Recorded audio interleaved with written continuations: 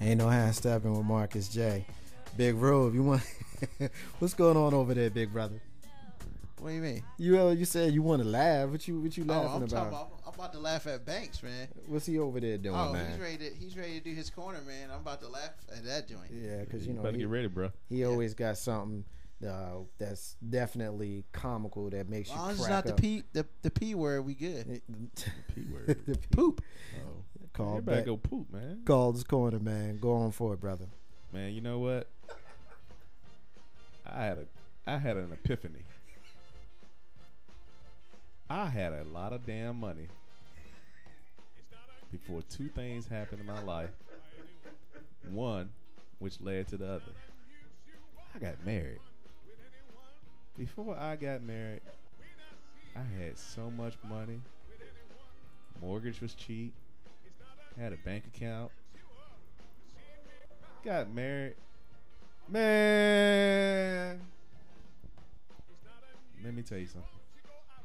I've been with this company for 24 years. I ain't gonna say no names, but they telling me I can no longer be one of their customers. Not because of something I did. Well, partially. Out of the 5 instances that they named, I did one of them. The other 4, straight up hers. All I got to say is this. I've been your customer for 24 years. More than half my damn life. And on November 29th, 2012, I can no longer be their customer. And I'm sitting here saying to myself, what in the did I do? I had one issue. One. Ruben, just one. 20%. And it was recent. And it was not my fault. The other 80 is hers. Please tell me, how am I wrong for not being mad? Why can I not say, you going to jail now? You going to jail now? Why I can't say that? No.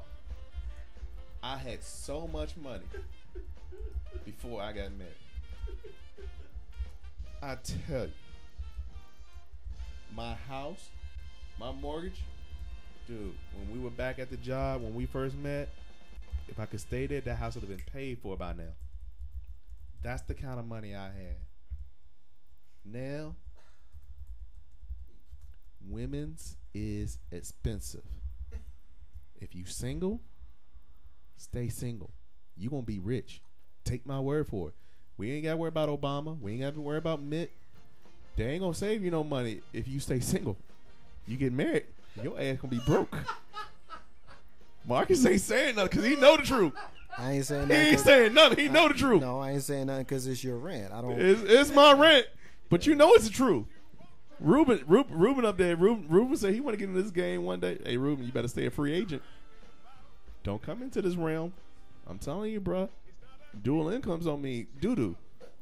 All right? Seriously, man. It's a lie. That's all I'm going to tell you today. It ain't my damn fault. 24 years of being your customer, you going to tell me I can't be one of yours no more. I ain't know who the heck to be mad at. I really didn't. You still laughing, Ruben. I'm serious. Who the heck do I be mad at, Marcus? Who? Hey, look, man. It is your moment, man. I'm not okay. getting into it. Hey, look. I look at it like this. When you go ahead and you decide you're going to make that jump, right? You know, all right. Just make sure you got a parachute. I got a parachute. There you go. Make sure you got a parachute. Now they say it's cheaper to keep her, so. Well. It's like, damn. I mean, when I call the people, I was like, can't y'all keep me? You can say it's cheaper to keep all you want, but you want your sanity, go broke. Yeah. How about that? That's right. Big Road. You ready to smash him, brother? That is the greatest callbacks rant I've ever heard. That was a good rant. Big Road, you ready? On? Yeah, man. You want? I'm just making sure. Go on, man. Yeah. Whew. Big Road. It's Big time Road. for the smash, man. Man, how do you follow that? It's gonna be tough to follow that, but I'm gonna give it a go. I follow you every week. I know how hard it is to follow a tough rant. So you can handle it, brother. Go for it. All right. Big Rube, it's a smash. You know, put the white back in the White House. Are you effing kidding me? Did I just see a shirt that said, quote, put the white back in the White House? And you know, the sad thing about that shirt is the person who was wearing it. And I don't like to talk about people, but he looked like that he didn't have a lot of money. His jeans are a little tatted up. And you know, I'm not saying he was old. I'm just saying that he's been around for a minute. But you know, he has his own opinion, and I'm cool with that. You know, but for the last couple weeks, I've been hearing about put the white back in the White House. Slavery was actually a good thing for black people, which I cannot believe actual person in the Arkansas House of Representatives actually said that, who has just been installed January of last year. Yeah, you get one and done, buddy. And then I saw the other thing. I saw it 2 weeks ago, and it was, I can't remember what it was, but it was just as bad. You know, we need to take back our country. Whoa. Take back your country? I didn't realize that you own this country, because if you own this country, how come we not talking to you? Now, it's funny when people say things like that, you know, and I don't want to throw back in and go back to Africa, because my thing is, somebody tells me to go back to Africa, I'm going to be like, I ain't never been there, so I don't know what's up. Because if it was cooler there, I probably would have stayed. But I digress. You know, I am not a big fan of racism. Most people aren't. Some are. I am a fan of free speech. I am a fan sometimes of ignorance, because some ignorance is funny. That don't make it good. It's just funny. However, when you make statements like that, to me, that just shows the intelligence level that you hold. Because the last time I checked, if you really want to get serious about it, put the white back in the White House.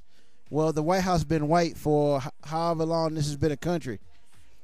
So what, you know, a tan gentleman walked into the White House with his family, who has done absolutely nothing to anybody on this planet, you know. So you want to take back your country. Last time somebody said take back your country, we were in a civil war. And if I'm correct, somebody freed a whole bunch of people to make sure the Civil War was won by the North. Just saying. And then you want to tell me to go back to Africa. I laugh at that. That's not even, you know, that part is not even funny anymore. It's so old, it's just terrible. But you sit here and you claim that you love your country. You're not showing it. My other issue I have today is everybody is upset, and I never talk about this, but everybody's mad. Obama's droning people. He's droning people. He's killing little kids and families. And hold on, first of all, people who don't know what's going on, the droning thing happens. That's cool. It was not. It's cool to whatever. It is what it is. Yes, there are some people who, unfortunately, you know, they pass away because of it. But there are a whole bunch of other people who have been droned, and we're glad that their evil is not any longer on this planet. But when something happens in Egypt, those people are out there who saying droning's bad. You sit there and ask, how come we haven't sent a whole bunch of troops to Egypt because of the explosion? Hold on, man. You can't have it both ways. And yes, I'm talking to you, Lupe Fiasco, because you make no sense to me. You sit here and say, don't kill people accidentally, but then you turn around and say, go kill everybody. That is possibly the stupidest thing I've heard. And just because you have a platform of black people on this planet, that you really feel like that you need to just spew the venom that you just sow. you know what, Lupe, you were cool to me. You're not cool anymore. Get your own self together. People, I don't care who you vote for. I don't really care. My thing is, if you're going to vote for your people because he's black or white or whatever, at least take 5 minutes to go look at correct information. That's all I ask. This is Big Roo. It's the rant. Sorry it took a little bit longer. I don't usually go this long, but I'm out next week. Big Roo. Big Roo. I'm digging it, Big Roo. The passionate Big Roo, boy, I tell you. He was so fired up, he could barely get his thoughts together. I like that calling backs. He was in there, bro. Yeah, I like it. He was in the zone. Somebody, he don't go that long. He know he ain't no minute, man. There you go. Well, Definitely not, sir. Definitely not. I don't know. Let me I stop ain't touching that. Ain't no half stepping with Marcus J. I want to go ahead and end the show by going through some thank yous. I want to thank DJ Renee Melendez for joining us for 2 segments tonight from Jersey City. I want to thank April P for joining us. Of course, we miss her. Hopefully she comes back and joins us in studio soon. I want to thank Tony for sending us notes. I want to thank K-Dub for sending us notes. I want to thank Said. What's up, Square?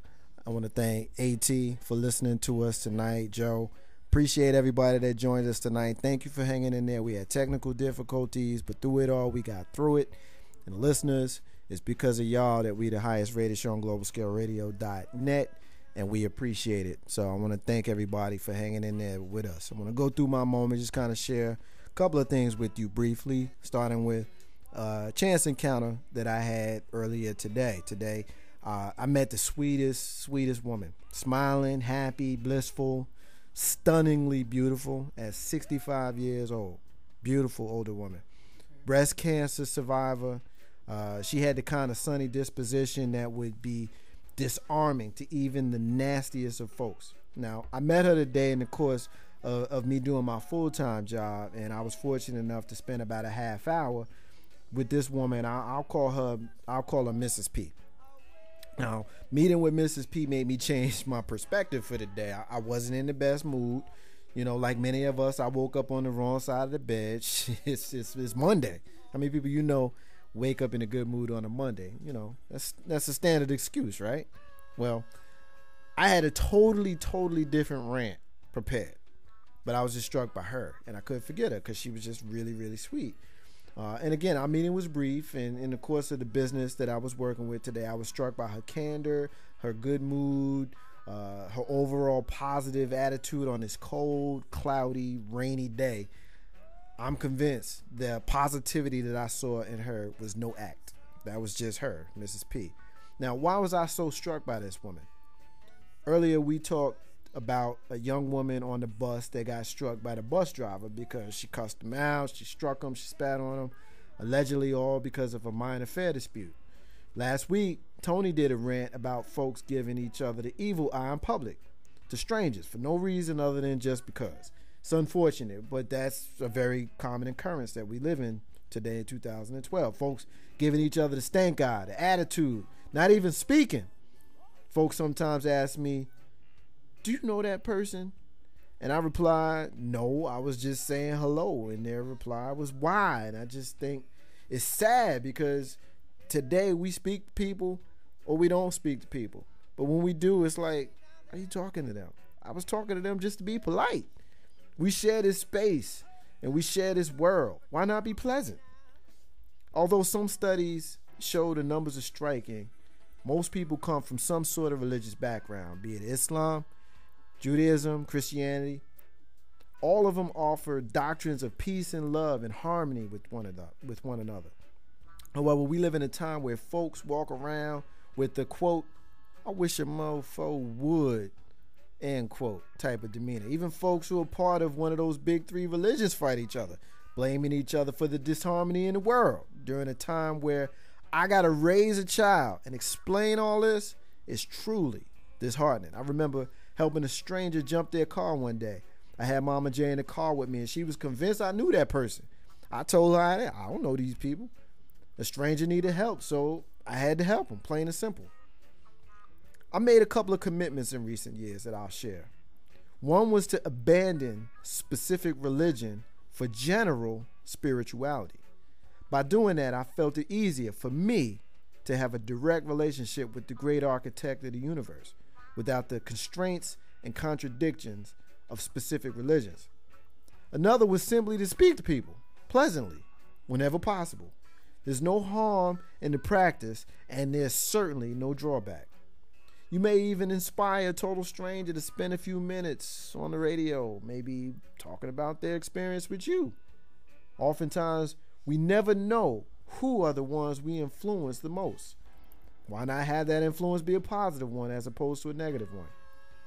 I understand that folks' religion sets their core values, and that's fine for us as individuals and family units, but that may not work for others. Let's not judge each other. Let's not hate each other. Let's help each other. Let's love each other and actively show it. I know someone's going to hear my words tonight and say, man, Marcus J is tripping. Ain't nobody doing all of that. It's that kind of attitude that's going to keep us apart. I've always known that, but it was today. It was that chance encounter with Mrs. P that reaffirmed it for me. And really, it only takes that one person. Ziggy Marley has a song that drew me in from the first time I heard it. It's called Love Is My Religion. And the lyrics go kind of like this in part. All my days I've been searching to find out what this life is worth. Through the books and the Bibles. Of time I've made up my mind. I don't condemn, I don't convert. This is a calling you have heard. Love is my religion. That's the Myrrh.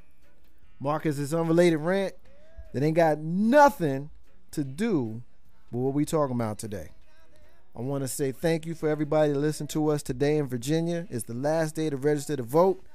As long as it's postmarked today, you will be able to vote in the election on November 4th. I want to say peace to all the stars and all the squares. In the words of Bob Marley, in the abundance of water, the fool is thirsty. Ain't no half stepping with Marcus J. With Big Room Calm Banks. We'll be back next week. Peace.